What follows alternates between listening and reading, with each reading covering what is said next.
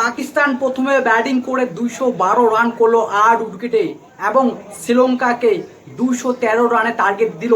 এই রানটা কি চেস করতে পারবে? আমার মনে হয় না এই রানটা চেস করতে পারবে শ্রীলঙ্কা। সাহিবজাদা ফারহান পাকিস্তানকে আজকে বাঁচালো ভাই। 60 বলে 100 রান করলো সাহিবজাদা ফারহান। রেকর্ড খেলতেছে টি-20 বিশ্বকাপে সর্বোচ্চ হাই স্কোর। 5টা 6 এবং 9টা 4 মেরেছে সাহিবজাদা ফারহান। 19 ওভার 1 ওভার পর্যন্ত খেলেছে, লাস্ট পর্যন্ত টিকিয়েছিল, দায়িত্ব নিয়েছে।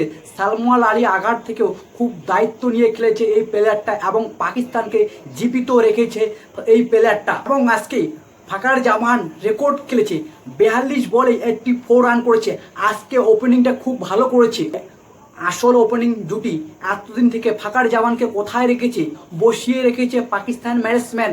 আজকে তার খেলাটা দেখিয়ে দিল। ফাইনালি আজকে বাবর আজমকে বসিয়ে খুব ভালো কাজ করেছে।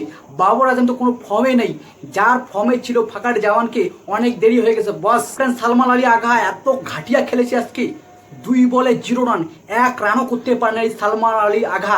এবং এই ম্যাচটা যদি জিততে হয় 64 রানে জিততে লাগবে। এই পাকিস্তানের স্পিনার বোলার দুর্দান্ত ফর্মে আছে এবং নসিম শাহ আজকে খেলবে, দুর্দান্ত ফর্মে আছে।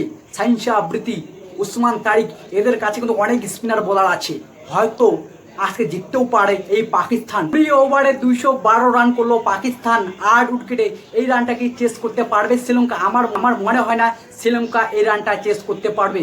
বিশাল বড় একটা স্কোর খাড়া করলো এই পাকিস্তান ফাইনালি।